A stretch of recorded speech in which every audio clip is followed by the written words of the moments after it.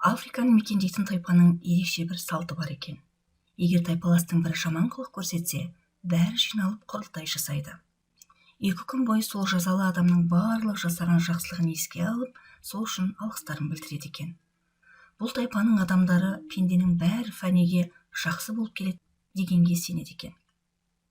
Адамның бәріне махаббат, бақыт, бейбітшілік, қауіпсіздік қажет.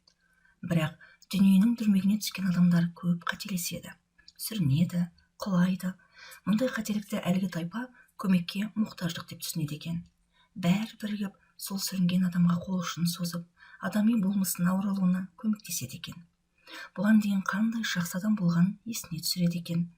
Бұл дағды кім-кімге де керек. Егер біреу саған біліп, білмей қиянат жасаса, оның жақсы мінезін, жасаған жақсылықтарын еске түсір.